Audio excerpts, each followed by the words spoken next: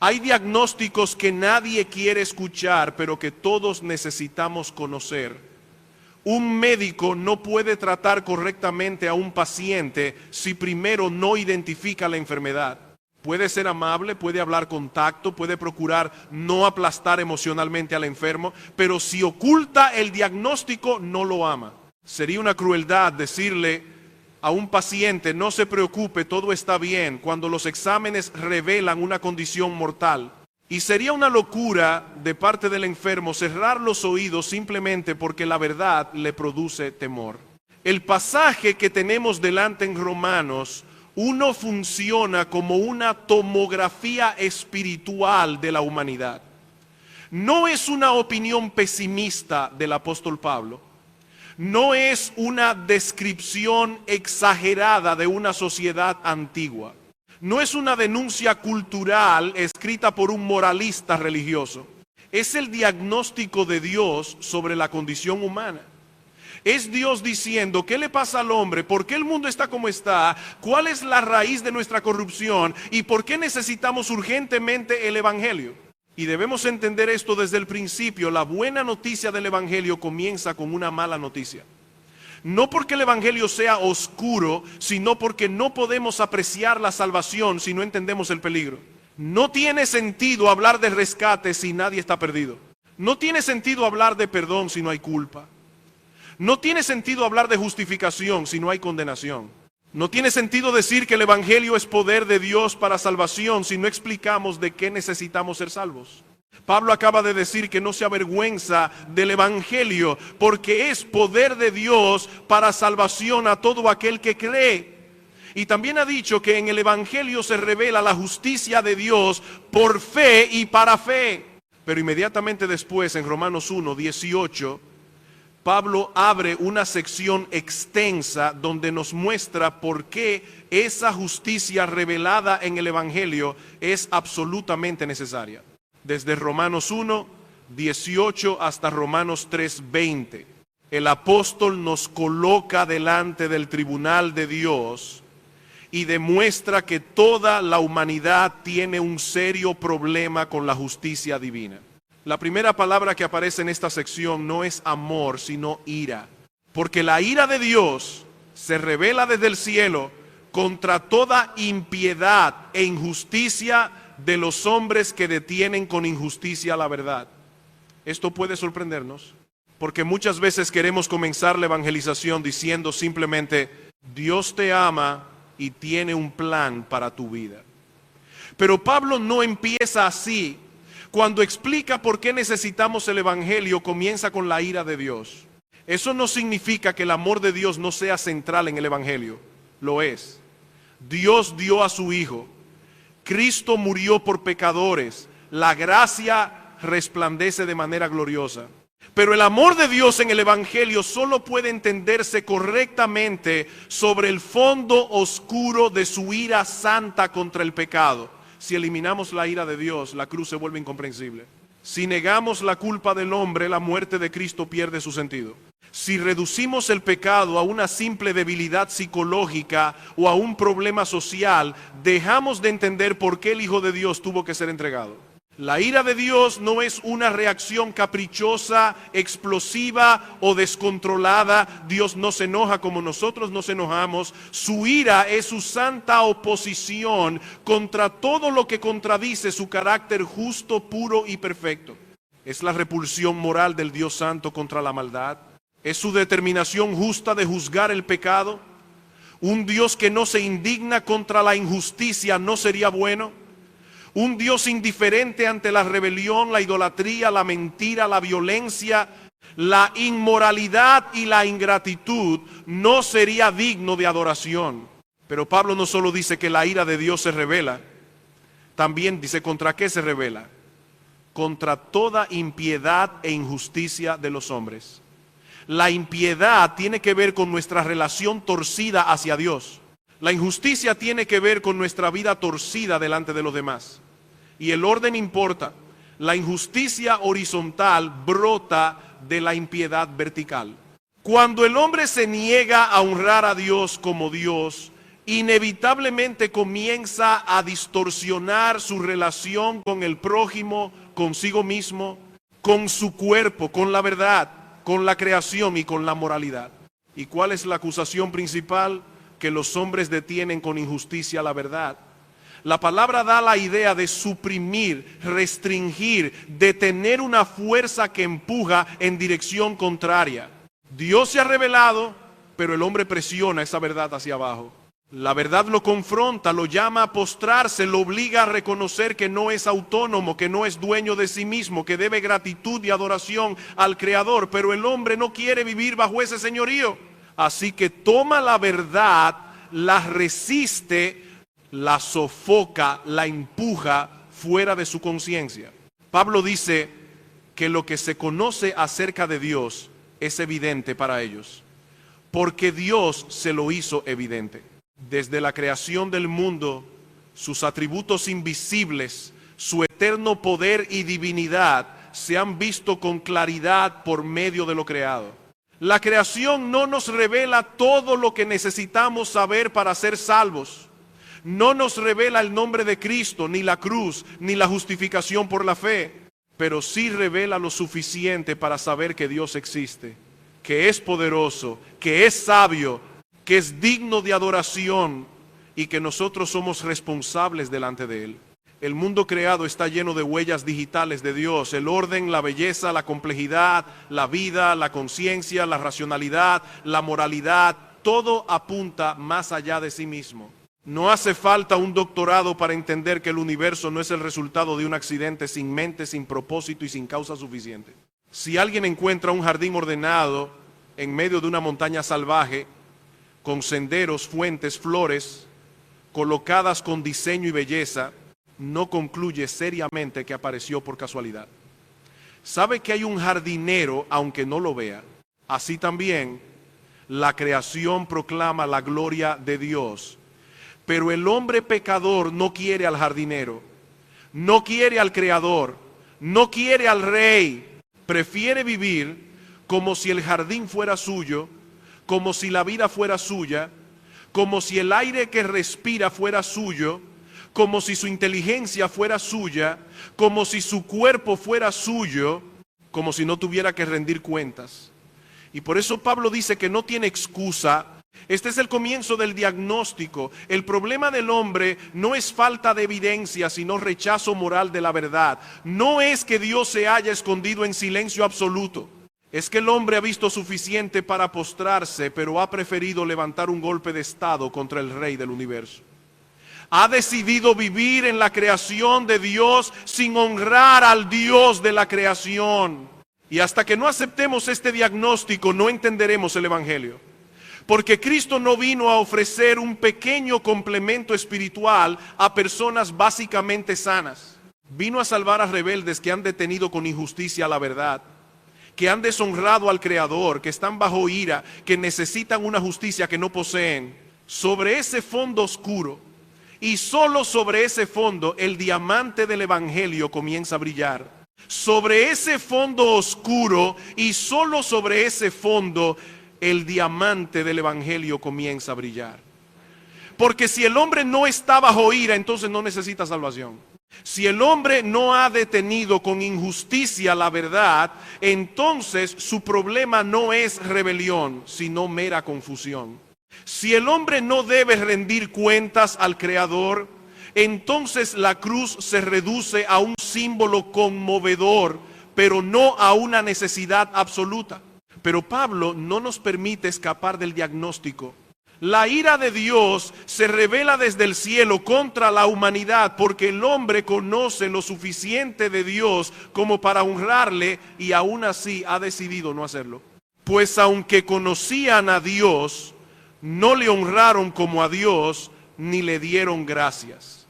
Esa frase resume la esencia de la impiedad humana. El problema no es que el hombre carezca de conocimiento básico de Dios. El problema es que no quiere responder correctamente a ese conocimiento. Conoce pero no honra. Recibe pero no agradece. Depende de Dios para respirar, pero vive como si fuera independiente.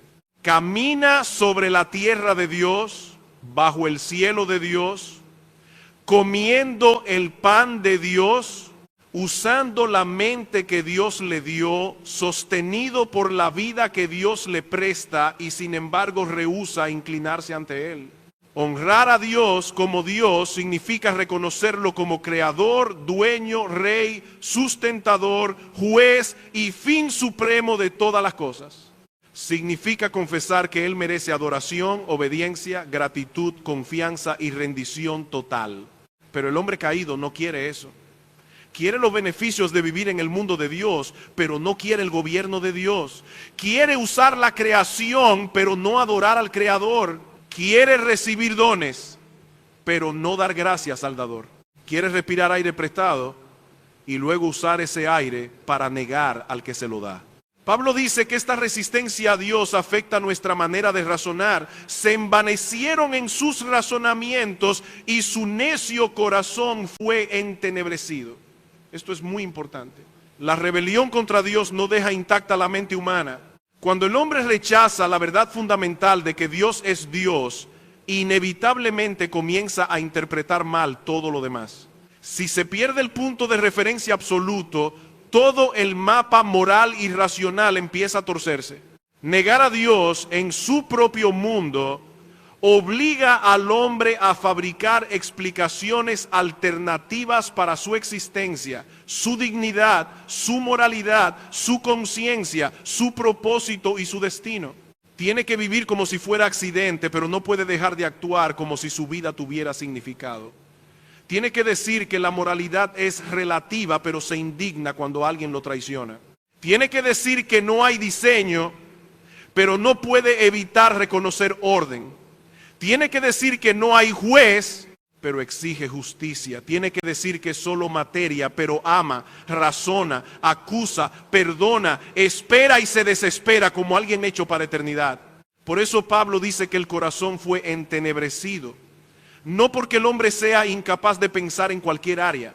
El ser humano puede hacer ciencia, construir ciudades, desarrollar tecnología, componer música, escribir literatura, organizar sociedades, descubrir leyes naturales. Pero cuando se trata de interpretar el sentido último de la realidad delante de Dios, su corazón está torcido. Puede ver detalles del jardín, pero se niega a reconocer al jardinero. Puede estudiar la creación, pero no quiere postrarse ante el Creador. Y esta oscuridad no es inocente. Pablo no dice que el hombre fue una víctima pasiva de ignorancia inevitable. Dice que detiene con injusticia la verdad. El hombre no está simplemente perdido en una niebla intelectual, está resistiendo una luz que lo incomoda. La verdad lo llama a rendirse, pero él prefiere apagarla. La verdad lo acusa, pero él prefiere reinterpretarla. La verdad lo confronta con su dependencia, pero él prefiere fingir autonomía. Por eso no tiene excusa. Esa expresión es devastadora. Cuando el ser humano comparezca delante de Dios, no podrá decir no había evidencia. No podrá decir nunca supe que debía adorarte. No podrá decir tu creación no hablaba. No podrá decir mi conciencia nunca me acusó. No podrá decir yo era neutral. Dios mismo dirá, mi poder y mi divinidad fueron visibles por medio de lo creado. Yo hice evidente lo que debías conocer, pero tú no me honraste. Tú no me diste gracias. Tú cambiaste la verdad por la mentira. Y esa es la gran tragedia. El hombre se cree sabio precisamente cuando se vuelve necio. Profesando ser sabios se hicieron necios. El pecado no se presenta siempre como ignorancia vulgar. Muchas veces se presenta como sofisticación, como mente abierta, como progreso, como liberación, como autonomía intelectual, como madurez cultural. Pero cuando esa supuesta sabiduría consiste en sacar a Dios de su trono para poner al hombre en su lugar, no es sabiduría, es necedad. La necedad bíblica no es falta de inteligencia, es rechazo moral de Dios. Una persona puede tener títulos, investigaciones, capacidad filosófica, cultura, elocuencia, reconocimiento público y aún así ser necia en el sentido más profundo si rehúsa honrar al Creador, porque la sabiduría comienza con el temor del Señor. Si se elimina a Dios del fundamento, todo edificio intelectual queda torcido, aunque sus paredes parezcan elegantes. Esto explica ¿por qué el mundo puede avanzar tecnológicamente y al mismo tiempo hundirse moralmente? Puede aumentar información y perder sabiduría. Puede multiplicar datos y negar la verdad. Puede diseñar instrumentos complejos y no saber que es un ser humano. Puede hablar de derechos y destruir la dignidad de la vida. Puede defender la libertad y esclavizarse a pasiones. Puede presumir de progreso mientras llama bueno a lo malo y malo a lo bueno. Pablo quiere que veamos que la raíz de todo esto es teológica. El problema fundamental del mundo no es político, económico, educativo ni psicológico, aunque todas esas áreas estén afectadas. El problema fundamental es que el hombre no quiere honrar a Dios como Dios ni darle gracias. La impiedad produce injusticia, la idolatría produce degradación, la mentira produce confusión. Cuando Dios es quitado del centro, el hombre no se eleva, se destruye. Y aquí debemos examinarnos personalmente. Es fácil mirar Romanos 1 como si describiera solamente a ellos, los ateos, los inmorales, los idólatras visibles, los activistas de la rebelión cultural, pero Pablo está preparando un argumento que terminará encerrando a todos bajo pecado. El religioso moralista también detiene con injusticia la verdad cuando confía en su propia justicia. El hombre decente también ha sido ingrato. El ciudadano respetable también ha vivido para su propia gloria. El corazón humano en todas sus versiones quiere desplazar a Dios. Por eso necesitamos el Evangelio. No una simple reforma de conducta, no un barniz moral, no una mejora cultural. Necesitamos que Dios nos rescate de nuestra impiedad, de nuestra injusticia, de nuestra mentira, de nuestra idolatría y de la ira que merecemos. Necesitamos una justicia que venga de Dios, porque no tenemos justicia propia que pueda sostenernos ante su tribunal.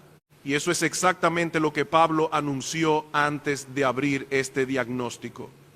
En el Evangelio se revela la justicia de Dios por fe y para fe. Pero antes de mostrarnos esa justicia en todo su esplendor, nos deja mirar el abismo de nuestra culpa. Porque solo quien acepta el diagnóstico podrá valorar el remedio. Solo quien entiende la ira podrá maravillarse de la gracia. Solo quien reconoce su rebelión podrá ver en Cristo no un accesorio religioso, sino el Salvador absolutamente necesario. Solo quien reconoce su rebelión podrá ver en Cristo no un accesorio religioso, sino el Salvador absolutamente necesario. Y ahora Pablo avanza en su diagnóstico mostrándonos cómo la ira de Dios se revela en la historia presente. Porque Él no está hablando únicamente de un juicio futuro, aunque ese juicio vendrá. Está hablando de una ira que ya se revela desde el cielo. ¿Y cómo se revela? De una forma que quizás no esperábamos. Dios entrega al hombre a las consecuencias de su propia rebelión. 3 veces en este pasaje aparece esa expresión solemne. Dios los entregó. No significa que Dios introdujo maldad en corazones inocentes. No significa que Dios forzó al hombre a pecar contra su voluntad. La maldad ya estaba en el corazón humano. Los deseos torcidos ya estaban allí. La rebeldía ya estaba allí. Lo que Pablo está diciendo es que una de las formas más terribles del juicio de Dios consiste en soltar las riendas y dejar que el hombre siga el camino que tanto insiste en tomar. A veces pensamos que el juicio de Dios siempre se manifiesta en fuego del cielo, terremotos, plagas o destrucción visible. Pero Romanos 1 nos muestra una forma más silenciosa y aterradora de juicio. Dios permite que una sociedad reciba lo que está pidiendo. El hombre dice, no quiero a Dios, No quiero su ley, no quiero su verdad, no quiero su diseño, quiero mi autonomía, quiero definir la realidad por mí mismo. Y Dios en juicio dice, entonces sigue el curso de tus deseos, cosecha el fruto de tu mentira. Experimenta lo que ocurre cuando la criatura intenta vivir separada del Creador. El primer gran intercambio que Pablo señala es este. El hombre cambió la gloria de Dios por los ídolos. Profesando ser sabios se hicieron necios y cambiaron la gloria del Dios incorruptible por imagen en forma de hombre corruptible, de aves, de cuadrúpedos y de reptiles. Esta es la locura central de la idolatría: cambiar lo infinito por lo finito, lo incorruptible por lo corruptible, al Creador por la criatura. La idolatría no es simplemente inclinarse ante una estatua. Eso es una forma visible de idolatría, pero no la única. Un ídolo es cualquier cosa creada en la que buscamos lo que solo Dios puede dar: identidad, seguridad, felicidad, propósito, satisfacción, valor, esperanza. Un ídolo es aquello que el corazón dice: si no tengo esto, mi vida no tiene sentido. Si pierdo esto, no puedo vivir. Si consigo esto, entonces estaré completo. Puede ser dinero, reputación, placer, poder, romance, familia, éxito, belleza, control, aprobación, comodidad, ideología, incluso religión usada para exaltarnos a nosotros mismos. El ser humano es incurablemente religioso. Si no adora al Dios verdadero, adorará algo más. No puede vivir sin un centro, no puede existir sin entregar su corazón a alguna gloria. Fue creado para Dios. Y cuando rechaza a Dios, no se vuelve libre, se vuelve esclavo de sustitutos. Busca en las criaturas lo que solo puede encontrar en el Creador. Y por eso vive frustrado, ansioso, insatisfecho, siempre necesitando más, siempre cambiando de ídolo, siempre descubriendo que aquello que prometía vida no puede sostener el alma. Pablo dice que este intercambio es necedad. Y lo es.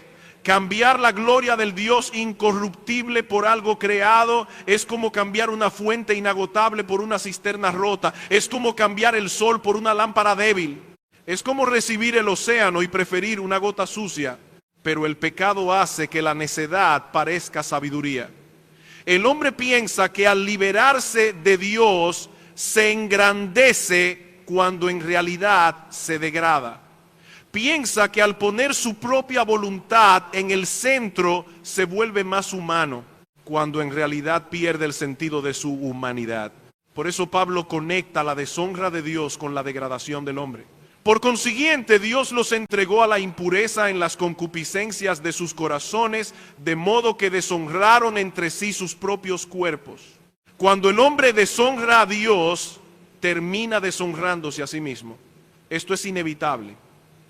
Porque el hombre fue creado a imagen de Dios. Su dignidad depende de su relación con el Creador. Si se elimina a Dios como referencia, tarde o temprano la dignidad humana queda sin fundamento sólido. Esto explica muchas de las contradicciones de nuestro tiempo. Una cultura puede hablar constantemente de dignidad humana mientras destruye la vida en el vientre. Puede hablar de libertad mientras esclaviza a las personas a sus deseos. Puede hablar de identidad mientras separa al ser humano del diseño de su creador. Puede defender derechos y al mismo tiempo no tener una base trascendente para explicar por qué el ser humano tiene más valor que cualquier otra criatura. Cuando la gloria de Dios es pisoteada, la dignidad del hombre no tarda en ser pisoteada también. La impureza no aparece de la nada. Brota de un corazón que dejó de adorar correctamente. Cuando Dios deja de ser el centro, el cuerpo deja de ser visto como instrumento para su gloria y empieza a ser tratado como herramienta de autosatisfacción. Cuando la verdad de Dios es suprimida, los deseos del corazón se convierten en autoridad. Y cuando los deseos se vuelven autoridad, el cuerpo se degrada. El hombre ya no pregunta ¿para qué me creó Dios?, pregunta, ¿qué deseo ahora? Y esa pregunta, cuando gobierne el alma, conduce a esclavitud. Aquí debemos ser muy cuidadosos. Romanos 1 no nos permite mirar con desprecio a otros pecadores como si nosotros estuviéramos fuera del diagnóstico. Pablo no está escribiendo para que el religioso moralista diga, mira lo bajo que ha caído el mundo. Está preparando el camino para demostrar que todos han pecado y están destituidos de la gloria de Dios. La idolatría adopta formas distintas en personas distintas, pero todos conocemos su veneno. Todos hemos buscado seguridad, satisfacción o gloria fuera de Dios. Todos hemos querido usar los dones sin agradecer al dador. Todos hemos honrado criaturas por encima del Creador. Por eso, cuando vemos degradación moral en una sociedad, no debemos responder con superioridad farisaica, sino con temor, compasión y claridad. Temor porque entendemos de qué es capaz el corazón humano cuando Dios lo entrega a sus deseos. Compasión porque los pecadores no necesitan burlas ni odio, sino verdad y evangelio. Claridad porque amar al perdido no significa llamar luz a las tinieblas ni salud a la enfermedad. El médico fiel dice la verdad del diagnóstico para poder señalar el remedio. Y el remedio no es simplemente moralizar a la sociedad. La raíz del problema no es que la gente necesita modales más refinados. La raíz es adoración torcida. El hombre cambió la gloria de Dios por ídolos. Por tanto, la respuesta última no puede ser solo educación, disciplina externa, leyes humanas o presión cultural. Todo eso puede frenar ciertos males, pero no puede sanar el corazón. El hombre necesita ser convertido de los ídolos al Dios vivo y verdadero. Necesita que Dios le devuelva la vista para ver la gloria que ha despreciado. Necesita una nueva adoración. Ese es el poder del Evangelio. No solo perdona culpables, transforma adoradores. Nos rescata de servir a criaturas como si fueran dioses y nos lleva a servir al Creador bendito por los siglos. Nos libera de buscar vida en cisternas rotas y nos lleva a la fuente de agua viva. Nos muestra que la gloria de Dios no es una amenaza para nuestra humanidad, sino el único lugar donde nuestra humanidad puede ser restaurada. Así que el diagnóstico continúa. El hombre cambió la gloria por ídolos y Dios lo entregó a la impureza de sus propios deseos. Pero Pablo todavía no ha terminado. Mostrará otro intercambio. El hombre cambió la verdad de Dios por la mentira. Y cuando una sociedad abraza la mentira como verdad, no solo pierde su adoración, pierde su capacidad de interpretar correctamente la realidad. Cuando una sociedad abraza la mentira como verdad, no solo pierde su adoración, pierde su capacidad de interpretar correctamente la realidad. Ese es el segundo intercambio que Pablo señala. Cambiaron la verdad de Dios por la mentira, adorando y sirviendo a las criaturas en lugar del Creador, quien es bendito por los siglos. La frase es contundente. No dice simplemente que el hombre ignoró la verdad, sino que la cambió, la intercambió, la sustituyó. Tomó lo que Dios reveló y lo reemplazó por una mentira funcional, una mentira conveniente, una mentira que le permite vivir como si Dios no fuera Dios. Adorar al Creador es vivir conforme a la realidad, es reconocer las cosas como son. Dios es Dios, nosotros somos criaturas, Él sostiene la vida, nosotros dependemos de Él, Él define el bien y el mal. Nosotros debemos obedecer, Él es digno de gloria, nosotros debemos rendirnos, esa es la realidad. Pero cuando el hombre se rehúsa a vivir bajo esa realidad, no entra en una libertad superior, entra en una ilusión. Se obliga a sí mismo a construir un mundo falso donde la criatura ocupa el lugar del Creador. Y esa mentira produce esclavitud. Porque aquello que adoramos terminamos sirviendo. Pablo no separa adoración y servicio, adorando y sirviendo a las criaturas. El ídolo no solo recibe atención, exige obediencia. Si adoras el dinero, servirás al dinero. Si adoras la aprobación, vivirás esclavizado a la opinión ajena. Si adoras el placer, sacrificarás pureza, conciencia y relaciones en su altar. Si adoras el control, vivirás ansioso y agresivo cuando la vida no obedezca a tus planes. Si adoras tu identidad construida lejos de Dios, defenderás esa identidad aunque destruya tu alma. El hombre piensa que al rechazar a Dios se libera, pero en realidad cambia de amo. Deja de servir al Creador bendito por los siglos para servir cosas creadas que no pueden salvar, no pueden satisfacer, no pueden perdonar, no pueden sostener el peso del alma humana. Esa es la tragedia de la idolatría. Promete vida y produce muerte. Promete identidad y produce confusión. Promete placer y produce esclavitud. Promete autonomía y produce degradación. Por eso Pablo dice, por esta razón Dios los entregó a pasiones vergonzosas. Otra vez aparece la misma lógica. Cambiaron, por tanto Dios los entregó. El juicio de Dios consiste en permitir que la mentira produzca su fruto. Cuando el hombre se empeña en vivir contra la realidad de Dios, termina viviendo contra su propio diseño.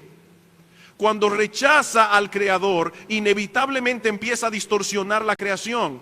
Cuando niega la verdad de Dios, aún su manera de entender el cuerpo, el deseo, el sexo y la identidad queda afectada. Pablo entonces menciona una manifestación particular de esa distorsión: el cambio de las relaciones naturales por relaciones contra naturaleza. Este es un pasaje serio y debe ser tratado con reverencia, claridad y compasión. Pablo no habla aquí con curiosidad morbosa ni con desprecio personal. Está describiendo cómo la rebelión contra Dios afecta profundamente la vida humana. La sexualidad, que fue creada por Dios como un don bueno dentro de su diseño, se distorsiona cuando la criatura se separa de la verdad del Creador. La Escritura enseña que Dios creó al hombre y a la mujer y que el matrimonio fue instituido como unión entre varón y mujer. Ese diseño no surge de una convención cultural ni de una preferencia social antigua, surge de la creación. Por eso Pablo usa el lenguaje de lo natural y lo contrario a la naturaleza. No está diciendo simplemente que algunas personas sienten deseos distintos a otros. Está diciendo que nuestros deseos no son la autoridad final para definir el bien. La autoridad final es el diseño de Dios. Esto es crucial para todos nosotros, no solo para una categoría de pecadores. Vivimos en una época que dice, si lo deseas profundamente, eso define quién eres. Si lo sientes, debe ser bueno. Si tu inclinación es fuerte, debe ser auténtica. Pero la Biblia no permite que nuestros deseos caídos definan la moralidad. Desde la caída, los seres humanos deseamos muchas cosas que no deberíamos desear. Un hombre puede desear adulterio, pero su deseo no santifica el adulterio. Una persona puede desear venganza, pero su deseo no convierte la venganza en justicia. Alguien puede desear codicia, mentira, pornografía, poder, manipulación, pero la intensidad del deseo no cambia la voluntad de Dios. Por eso debemos hablar con honestidad. Toda inclinación humana debe ser llevada bajo la autoridad de Dios. Las inclinaciones heterosexuales también pueden ser profundamente pecaminosas. La lujuria, la pornografía, la fornicación, el adulterio, la explotación, el uso del cuerpo de otra persona como objeto, la infidelidad emocional, la fantasía impura. Todo eso también revela una sexualidad distorsionada por el pecado. Romanos 1 no fue escrito para que un grupo de pecadores condene orgullosamente a otro grupo de pecadores. Fue escrito para mostrar que toda la humanidad está dañada en la raíz. Al mismo tiempo, el amor cristiano no puede llamar bueno a lo que Dios llama pecado. Si un médico ama al paciente, no cambia el diagnóstico para hacerlo sentir cómodo. Lo dice con cuidado, pero lo dice. De la misma manera, la iglesia debe hablar la verdad sobre la sexualidad humana, no con odio, no con burla, no con violencia verbal, no con superioridad moral, sino con lágrimas, con humildad y con esperanza en Cristo. La claridad bíblica no es falta de amor, La falta de amor sería dejar a las personas bajo una mentira que las destruye. Pablo dice que al rechazar el conocimiento de Dios, los hombres fueron entregados a una mente reprobada para hacer cosas que no convienen. Y luego amplía la lista. No se detiene solamente en la distorsión sexual. Menciona injusticia, maldad, avaricia, malicia, envidia, homicidios, pleitos, engaño, malignidad, chisme, calumnia, insolencia, soberbia, jactancia, invención de males, desobediencia a los padres, falta de entendimiento, falta de fidelidad, falta de afecto natural, falta de misericordia. Esta lista nos cierra la boca a todos, porque tal vez alguien puede leer la primera parte y pensar, eso describe a otros. Pero luego Pablo empieza a nombrar pecados que atraviesan nuestras casas, nuestras conversaciones, nuestras iglesias, nuestras relaciones, nuestros pensamientos: chismes, soberbia, envidia, engaño, pleitos, falta de misericordia, desobediencia, jactancia, maldad del corazón. ¿Quién puede permanecer de pie como si no tuviera nada que confesar? La intención de Pablo es que nadie use Romanos 1 como espejo para otro solamente. Debemos mirarnos allí. Todos hemos participado de la gran rebelión humana. Todos hemos cambiado la gloria de Dios por algo creado. Todos hemos cambiado la verdad por alguna mentira conveniente.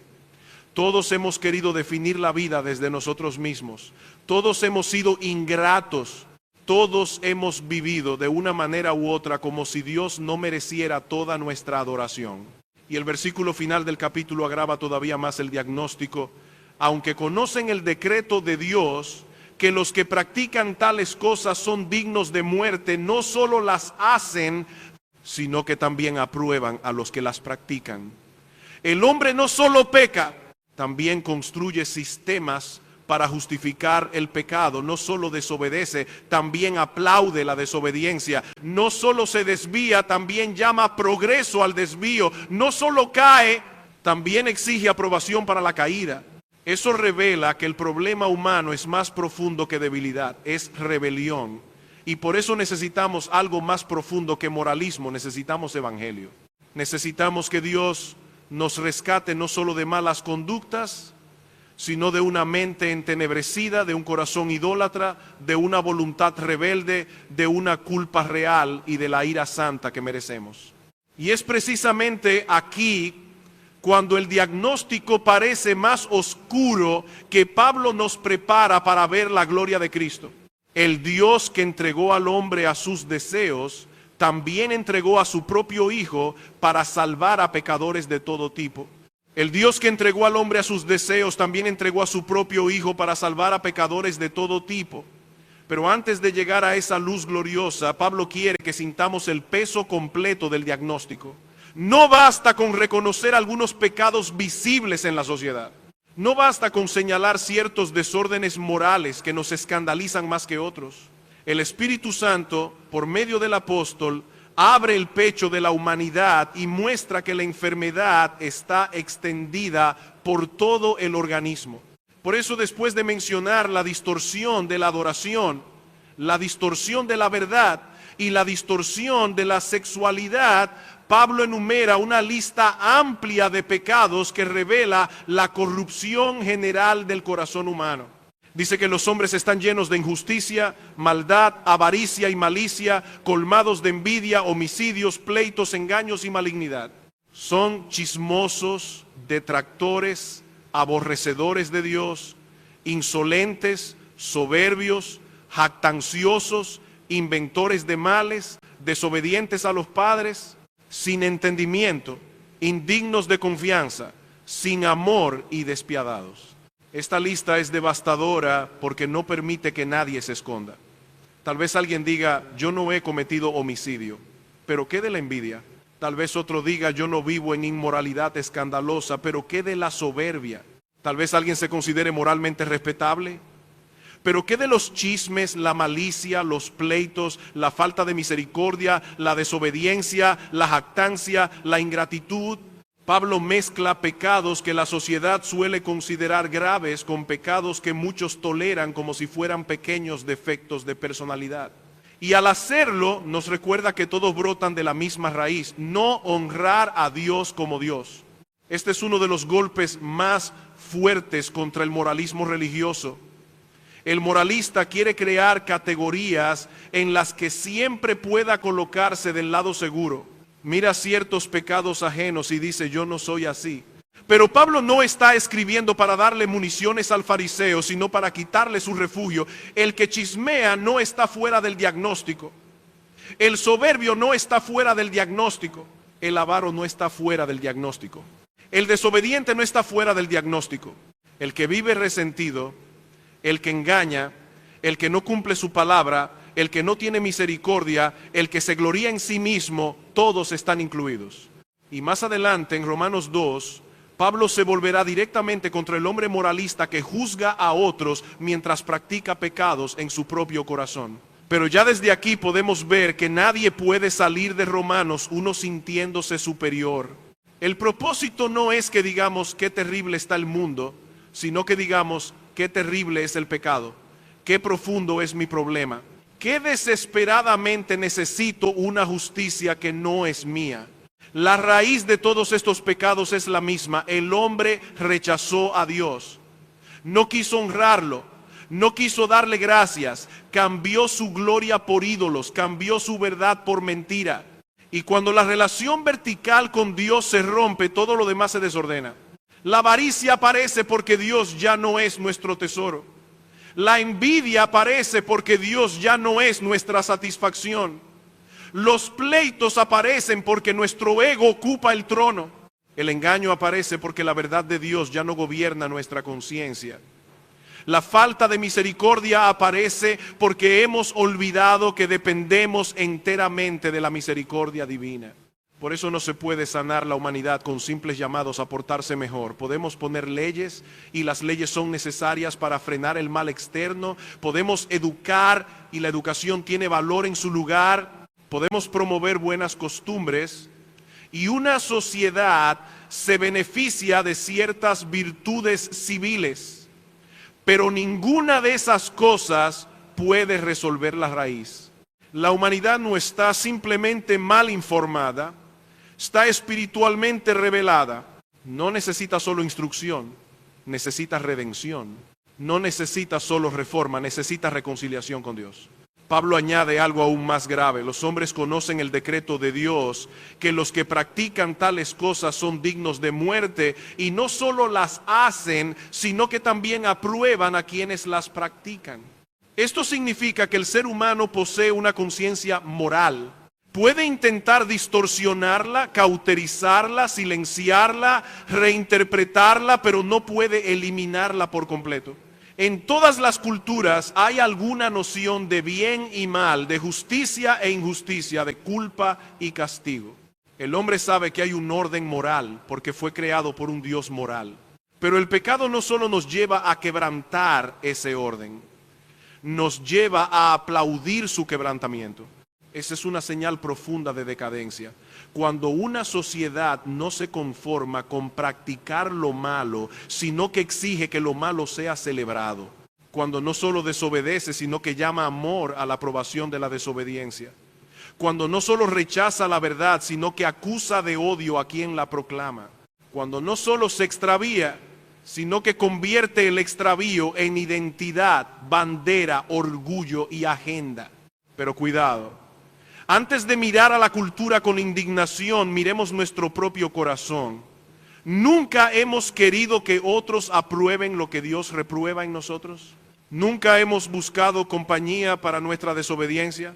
Nunca hemos justificado nuestro pecado diciendo que otros también lo hacen. Nunca hemos llamado prudencia a la cobardía, carácter fuerte a la ira, necesidad a la codicia, autenticidad a la falta de dominio propio, sinceridad a la crueldad, libertad a la esclavitud. El corazón humano es experto en cambiar nombres para no arrepentirse. Por eso el diagnóstico de Romanos 1 es tan necesario. Nos quita las máscaras, nos muestra que el pecado no es solo una lista de acciones externas, sino una postura de rebelión contra Dios. Nos muestra que la idolatría afecta la mente, el cuerpo, los deseos, las relaciones, la conciencia y la sociedad. Nos muestra que cuando el hombre se aleja del Creador, no se vuelve más sabio ni más libre, se vuelve más necio y más esclavo. Y sin embargo, Pablo no escribe esto para dejarnos en desesperación. Este fondo negro existe para que brille el diamante. La ira de Dios se revela contra toda impiedad e injusticia. Sí. ¿Dios entrega al hombre a sus deseos como juicio? Sí. Pero el Evangelio anuncia algo que ningún pecador podría haber imaginado. El mismo Dios contra quien nos rebelamos entregó a su Hijo por rebeldes. El mismo Dios cuya verdad fue suprimida envió la verdad encarnada. El mismo Dios cuya gloria fue cambiada por ídolos dio a su Hijo para restaurar adoradores. Esa es la transición gloriosa. No debemos rebajar el diagnóstico, porque si lo rebajamos, rebajamos también la cruz. Pero tampoco debemos predicar el diagnóstico sin el remedio, porque entonces no estamos predicando el evangelio completo. El pecado es más grave de lo que queremos admitir. La ira de Dios es más real de lo que nuestra generación quiere escuchar, pero la gracia en Cristo es más poderosa que toda nuestra rebelión. La gracia en Cristo es más poderosa que toda nuestra rebelión. Y precisamente por eso no debemos tener miedo de mirar el diagnóstico completo. La Biblia no expone la herida para dejarnos muriendo bajo la culpa, sino para mostrarnos la necesidad absoluta del único remedio suficiente. Romanos 1 nos muestra una humanidad que cambió la gloria de Dios por ídolos, la verdad de Dios por la mentira, el diseño de Dios por deseos torcidos, y que por eso fue entregada por Dios a las consecuencias de su rebelión. Pero el Evangelio nos anuncia una entrega más gloriosa, más profunda y más sorprendente. En Romanos 1, Pablo repite 3 veces: Dios los entregó. Dios los entregó a la impureza. Dios los entregó a pasiones vergonzosas. Dios los entregó a una mente reprobada. Esa es una forma terrible de juicio. El hombre insiste en vivir sin Dios y Dios lo deja seguir el camino de su propia necedad. Pero más adelante, en Romanos 8, aparece otra vez la palabra entregar, y allí se abre una puerta de esperanza inmensa. El que no escatimó ni a su propio Hijo, sino que lo entregó por todos nosotros, ¿cómo no nos dará también con Él todas las cosas? ¿Lo ves? El mismo Dios que en juicio entregó al hombre a sus deseos, en gracia entregó a su propio Hijo por pecadores. Esa es la maravilla del Evangelio. Dios no resolvió nuestra rebelión simplemente pasando la página. No dijo, no importa. No miró la idolatría, la mentira, la inmoralidad, el orgullo, la avaricia, el chisme, el odio, la soberbia y la ingratitud como si fueran detalles menores. Dios es demasiado santo para hacer eso, pero también es demasiado misericordioso para dejar a todos sus escogidos bajo condenación. Así que entregó a su Hijo. Cristo fue entregado por personas que merecían ser entregadas al juicio. Fue entregado por idólatras, mentirosos, orgullosos, inmorales, avaros, maldicientes, ingratos, chismosos, violentos, religiosos, autosuficientes, rebeldes abiertos y pecadores secretos. Fue entregado por hombres y mujeres que habían cambiado la verdad de Dios por la mentira. Fue entregado por aquellos que habían usado el cuerpo, la mente, los deseos y la vida como si Dios no fuera el dueño. Fue entregado por culpables, y en la cruz ocurrió el intercambio más asombroso. Nosotros cambiamos la gloria por ídolos. Cristo fue despojado de gloria visible y colgado en vergüenza. Nosotros cambiamos la verdad por la mentira. Cristo, la verdad encarnada, fue condenado mediante mentiras humanas. Nosotros merecíamos la ira, Cristo la recibió en lugar de su pueblo. Nosotros debíamos ser malditos, Él fue hecho maldición. Nosotros no teníamos justicia, Él nos da su justicia por medio de la fe. Esto es lo que hace que el Evangelio sea poder de Dios para salvación. No es un mensaje de autoayuda espiritual, no es un llamado a tapar el pecado con buenos modales, no es una invitación a sentirnos mejor sin ser reconciliados con Dios. Es el anuncio de que el Hijo de Dios vino al mundo, vivió una vida perfecta bajo la ley, murió en la cruz como sustituto de pecadores, cargó la ira santa que ellos merecían, resucitó victorioso y ahora todo aquel que cree en Él recibe perdón, justicia y vida eterna. La cruz nos obliga a tomar el pecado en serio. Si el pecado fuera pequeño, Cristo no habría tenido que morir. Si nuestras obras pudieran salvarnos, Cristo no habría tenido que ser entregado. Si la ira de Dios fuera una invención humana, el Calvario no tendría sentido. Pero allí, en la cruz, vemos la santa gravedad de nuestro pecado y la inmensa profundidad del amor de Dios.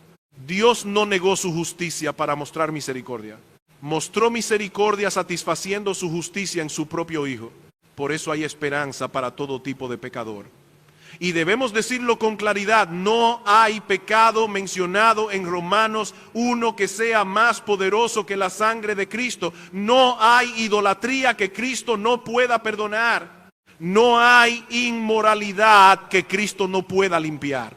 No hay mentira que Cristo no pueda romper. No hay orgullo que Cristo no pueda humillar. No hay vida torcida que Cristo no pueda transformar. No hay conciencia manchada que Cristo no pueda lavar. Pero también debemos decir esto: Cristo no salva a las personas para dejarlas adorando sus ídolos. No salva para confirmar la mentira. No salva para bendecir la rebelión. Salva para reconciliarnos con Dios, para restaurar nuestra adoración, para transformar nuestra mente, para enseñarnos a vivir bajo su señorío. La gracia que perdona también regenera. La gracia que justifica también santifica. El Evangelio no solo cancela la condenación, crea un pueblo que vuelve del ídolo al Dios vivo y verdadero. Pablo les dijo a los corintios algo precioso después de mencionar pecados graves.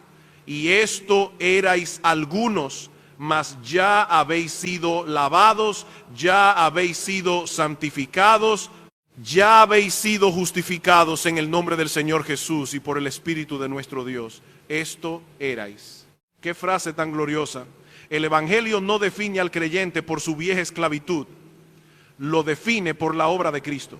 Puede haber luchas que continúan, deseos que deben ser mortificados, tentaciones que requieren vigilancia, lágrimas y disciplina espiritual. Pero el creyente ya no pertenece a su pecado como identidad última, pertenece a Cristo. Eso es esperanza real. No es negar la profundidad de la lucha, no es fingir que la santificación no duele, no es prometer que toda inclinación pecaminosa desaparece instantáneamente. Es algo más firme. Cristo salva completamente, Cristo lava, Cristo justifica. Cristo santifica, Cristo da su espíritu, Cristo rompe el señorío del pecado, Cristo hace posible una nueva vida bajo el diseño de Dios. Por eso la iglesia debe predicar el Evangelio sin temor y sin vergüenza. Debemos denunciar el pecado con claridad, porque la ira de Dios contra el pecado hace necesaria la cruz. Pero debemos hacerlo colocando sobre ese fondo oscuro el diamante del Evangelio. Si solo denunciamos el pecado, podemos convertirnos en moralistas amargos. Si solo hablamos de gracia sin diagnóstico, podemos producir falsas seguridades. La predicación apostólica hace ambas cosas. Expone la culpa y levanta a Cristo como Salvador suficiente. Nuestra misión no es simplemente moralizar una nación. Podemos desear leyes más justas, podemos defender la vida, podemos hablar sobre el diseño de Dios para la familia, podemos procurar el bien público, pero la misión central de la iglesia no es producir ciudadanos externamente respetables que sigan muertos en sus delitos y pecados. Nuestra misión es predicar a Cristo y a este crucificado, para que pecadores sean convertidos de los ídolos a Dios, porque el problema fundamental del hombre es adoración torcida, y la solución fundamental es redención en Cristo. El mundo no necesita solo mejores argumentos culturales, necesita evangelio. No necesita solo frenos externos, necesita corazones nuevos. No necesita solo vergüenza social frente a ciertos pecados, necesita convicción del Espíritu, arrepentimiento y fe. Necesita ver que solo Dios mismo puede librarnos de la ira de Dios. Así que no nos avergoncemos del evangelio. Es poder de Dios para salvación, poder para salvar al religioso moralista, poder para salvar al escéptico que finge no conocer a Dios, poder para salvar al inmoral, poder para salvar al orgulloso. Poder para salvar al que ha vivido esclavo de pasiones, poder para salvar al chismoso, al avaro, al soberbio, al engañador, al rebelde, al quebrantado, al endurecido.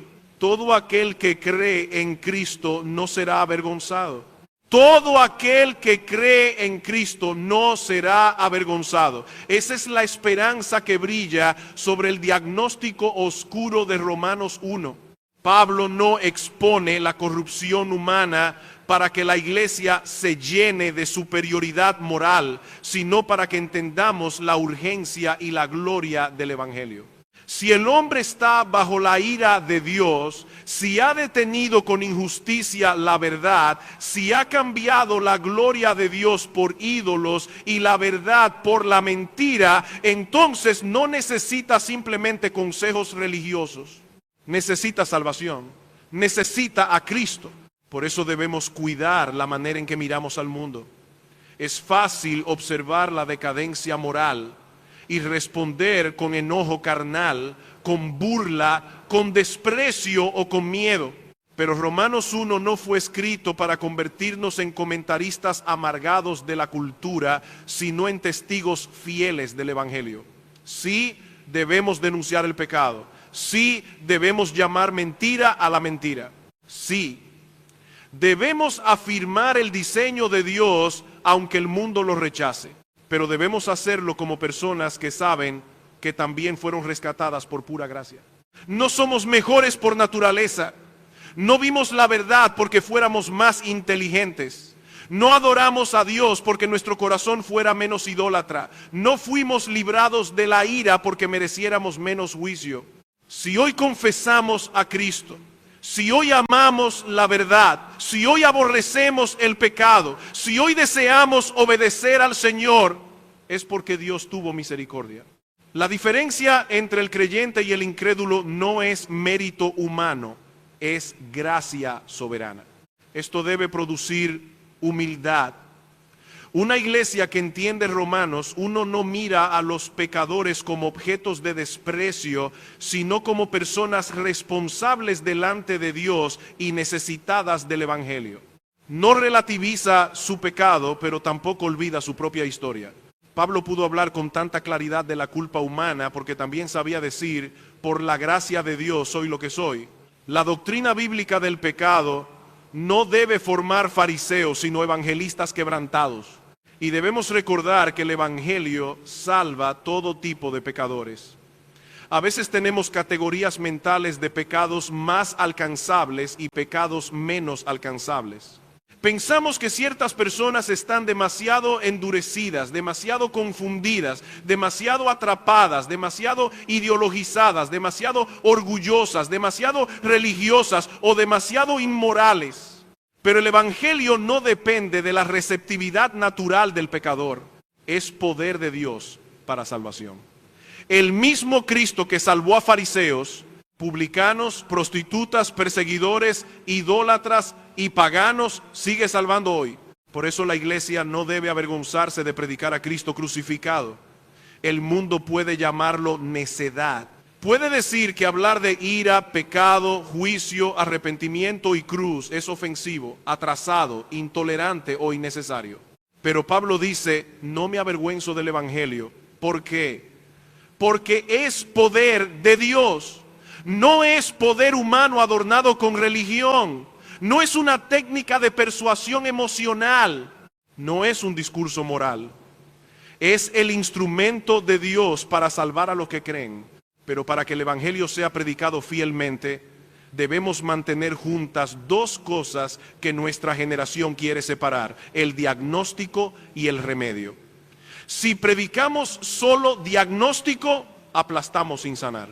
Si predicamos solo remedios sin diagnóstico, ofrecemos una medicina a personas que no creen estar enfermas. La predicación apostólica muestra la herida y luego muestra al médico.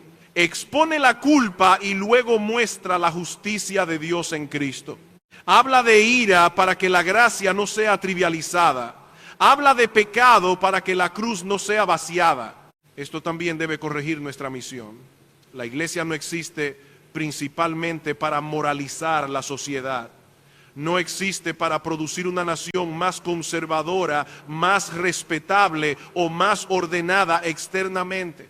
Podemos y debemos desear leyes justas, defender la vida, afirmar el matrimonio conforme al diseño de Dios, denunciar injusticias y procurar el bien de nuestro prójimo. Pero si una sociedad se vuelve moralmente más ordenada y sigue sin Cristo, sigue bajo ira. La misión central de la iglesia es evangelizar, no simplemente civilizar. Necesitamos predicar a Cristo de tal manera que los pecadores sean llamados a convertirse de los ídolos al Dios vivo y verdadero. Eso es mucho más profundo que cambiar algunas conductas externas. Es un cambio de adoración. Es abandonar el trono usurpado del yo. Es dejar de servir a criaturas como si fueran dioses. Es rendirse al Creador. Es recibir por fe al Hijo que fue entregado por pecadores. Es ser lavado, justificado y santificado en el nombre del Señor Jesucristo y por el Espíritu de nuestro Dios. Y si estás escuchando sin Cristo, debes entender que este diagnóstico te incluye. Tal vez no te consideras una persona escandalosamente inmoral. Tal vez tienes educación, reputación, familia, trabajo, valores, religión o buenas intenciones. Pero la pregunta no es si eres mejor que otros. La pregunta es si has honrado a Dios como Dios. ¿Le has dado gracias como debes? ¿Has vivido para su gloria? ¿Has amado su verdad? ¿Has obedecido su ley desde el corazón? ¿Has adorado al Creador por encima de toda criatura? Si eres honesto, sabes que no. Tal vez dices, yo no soy ateo, pero puedes afirmar la existencia de Dios y vivir como si Él no tuviera derecho sobre tu vida. Puedes creer que Dios existe y aún así detener con injusticia la verdad. Puedes tener religión y seguir siendo idólatra. Puedes usar palabras espirituales y seguir buscando tu seguridad en el dinero, en tu reputación, en el placer, en tu moralidad, en tu familia, en tu propio mérito. El problema no es solo negar a Dios con la boca, es negarlo con la vida. Y debes saber esto, un día comparecerás delante del tribunal de Dios. Tus razonamientos falsos se desmoronarán. Tus excusas se secarán en tu boca, tus comparaciones con otros no te servirán. Tu conciencia dará testimonio. La creación dará testimonio. La palabra de Dios dará testimonio. Y si estás fuera de Cristo, no tendrás justicia suficiente para estar de pie. Pero hoy se te anuncia una justicia que viene de Dios. No una justicia que tú fabricas. No una justicia que ganas, no una justicia que mereces. La justicia de Dios por medio de la fe en Jesucristo para todos los que creen. Cristo fue entregado para cargar la ira que merecían pecadores como tú. Él fue hecho pecado para que en Él fuésemos hechos justicia de Dios. Él fue maldecido para que los culpables reciban bendición. Él murió y resucitó para salvar plenamente a todo aquel que cree. Así que ven a Cristo, no sigas resistiendo la verdad. No llames libertad a tu esclavitud, no llames sabiduría a tu necedad, no llames identidad a lo que Dios llama pecado, no llames justicia a tus méritos, no llames vida a lo que termina en muerte.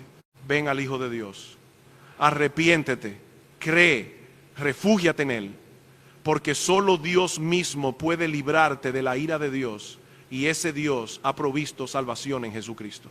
Solo Dios mismo puede librarte de la ira de Dios y ese Dios ha provisto salvación en Jesucristo. Esa es la gran esperanza que resplandece después del diagnóstico oscuro de Romanos 1. Pablo no nos deja mirando únicamente la corrupción humana. no nos deja contemplando solamente la idolatría, la mentira, la degradación, la mente entenebrecida, los deseos torcidos y la culpa universal. Él nos lleva por el camino de la verdad hacia la gloria del Evangelio. Pero no podemos llegar allí saltando por encima del diagnóstico. Necesitamos aceptar lo que Dios dice acerca de nosotros. La humanidad no está enferma de manera superficial, está dañada en la raíz. El problema no es simplemente que algunas personas hacen cosas malas. El problema es que todos hemos vivido de espaldas al Creador. Todos hemos detenido con injusticia la verdad. Todos hemos recibido vida, aliento y provisión de Dios, y aún así no lo hemos honrado como Dios, ni le hemos dado gracias como debemos. Esta es la acusación divina contra el hombre. Dios se reveló y el hombre lo suprimió. Dios mostró su eterno poder y divinidad en la creación y el hombre fingió no ver. Dios dejó sus huellas en todo lo que hizo y el hombre prefirió adorar criaturas. Dios dio verdad y el hombre escogió mentira. Dios diseñó la vida, el cuerpo, la sexualidad, la familia, la adoración y la moralidad, y el hombre quiso redefinirlo todo desde su propia autonomía. Y cuando el hombre insiste en vivir sin Dios, una de las formas más terribles del juicio de Dios es entregarlo a sus propios deseos. Dios los entregó. Esa frase debe hacernos temblar. No hay castigo más peligroso que recibir lo que un corazón pecaminoso quiere sin la restricción misericordiosa de Dios. Queremos autonomía y esa autonomía nos esclaviza. Queremos definir la verdad, ipsilon perdemos la realidad. Queremos seguir nuestros deseos y esos deseos nos degradan. Queremos sacar a Dios de su trono y terminamos destruyendo nuestra propia dignidad. Por eso no debemos mirar el pecado con ligereza. La idolatría no es un detalle religioso. La mentira no es una simple opinión alternativa. La inmoralidad no es libertad. La avaricia, el chisme, la soberbia, la envidia, la malicia, la desobediencia, la falta de misericordia, la jactancia y la ingratitud no son defectos menores. Son síntomas de una humanidad que se ha apartado de Dios. Son evidencias de una enfermedad espiritual profunda. Pero tampoco debemos mirar a los pecadores con desprecio. Si entendemos Romanos 1 correctamente, no podemos convertirnos en fariseos. No podemos decir gracias Señor porque no soy como ellos. No. Debemos decir Señor, ten misericordia de mí porque yo también participé de esta rebelión. Yo también he sido ingrato. Yo también he querido mi propia gloria. Yo también he adorado criaturas. Yo también he torcido la verdad cuando me convenía. Yo también necesito la justicia que viene de ti. La iglesia debe hablar con claridad, pero también con lágrimas. Debe denunciar el pecado, pero no desde una plataforma de superioridad moral. Debe decir la verdad sobre la ira de Dios, pero también levantar la cruz como única esperanza. Debe afirmar el diseño de Dios, pero también extender el llamado del Evangelio a todo tipo de pecadores. Porque el mensaje no es arregla tu vida y luego ven a Cristo. El mensaje es ven a Cristo, porque solo Él puede salvarte, limpiarte, justificarte y transformarte. Y aquí está la gloria. El mismo Dios que entregó al hombre a sus deseos, entregó a su propio Hijo por pecadores. 3 veces en Romanos 1 vemos el juicio. Dios los entregó. Pero en Romanos 8 vemos la gracia. Dios no escatimó ni a su propio Hijo, sino que lo entregó por todos nosotros. Esa entrega es el corazón del Evangelio. Cristo fue entregado por idólatras. Cristo fue entregado por mentirosos. Cristo fue entregado por inmorales. Cristo fue entregado por soberbios, avaros, chismosos, envidiosos, violentos, ingratos, religiosos, hipócritas y rebeldes abiertos. Cristo fue entregado por pecadores que merecían ira en la cruz. El Hijo de Dios cargó la condenación que su pueblo merecía. La ira santa que debía caer sobre nosotros cayó sobre Él. El que no conoció pecado fue hecho pecado por nosotros, para que nosotros fuésemos hechos justicia de Dios en Él. Ese es el gran intercambio que responde al intercambio perverso de Romanos 1.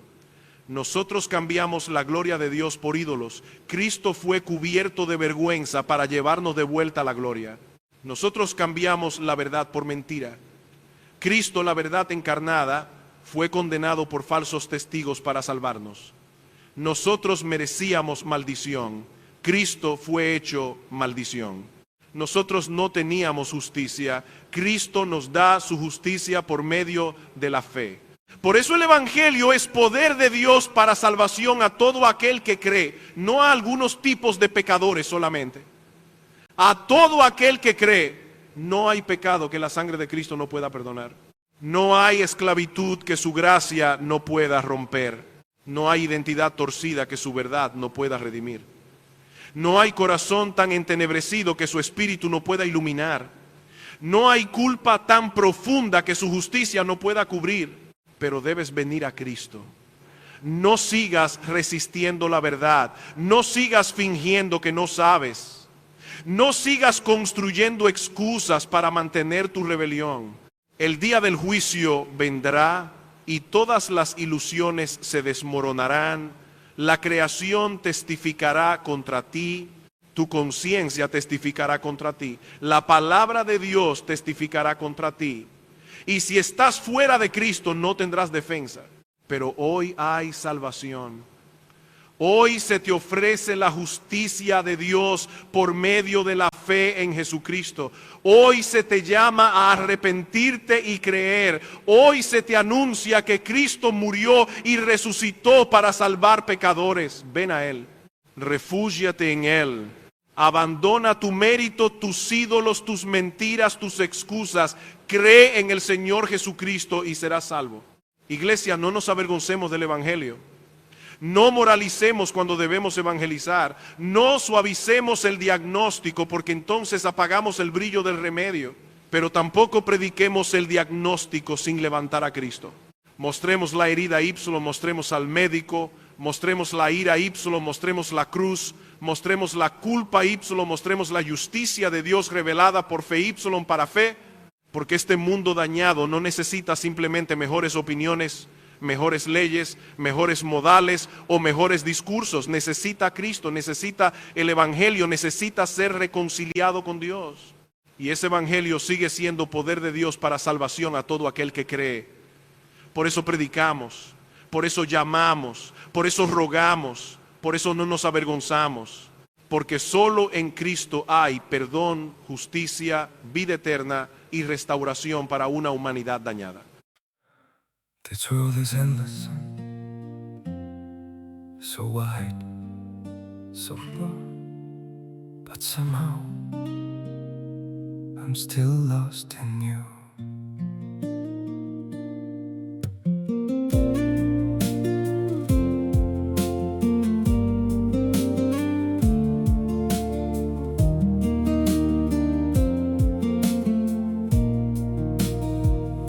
The streets are full of moving shadows, countless places I could go.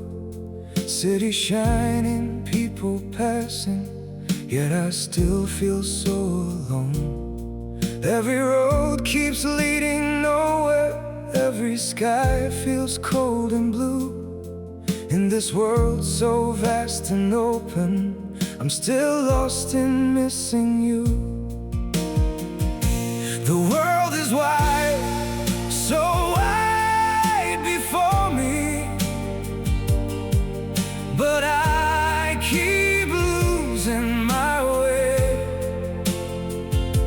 Somewhere in the endless distance,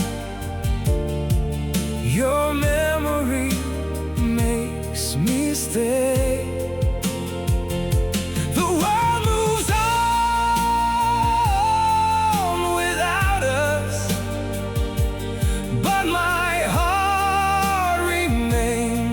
True, for no matter where these feet may wander, I'm still lost in missing you. I have tried to outrun silence, tried to leave your ghost behind, but your name still echoes softly through the corners of my mind. The world is wide, so wide before me, but I keep losing my way. Somewhere in the endless distance, your memory makes me stay. The world moves on without us, but my heart remains untrue. For no matter where these feet may wander, I'm still lost in missing you. Maybe someday I'll stop searching for your face in every crowd, but until that day, this broken heart will keep calling your name out. The world is wide, so wide before me, but I keep losing my way. Somewhere in the endless distance, your memory makes me stay.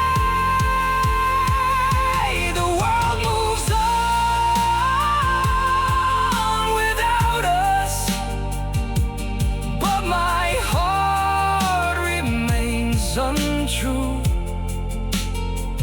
For no matter where these feet may wander, I'm still lost in missing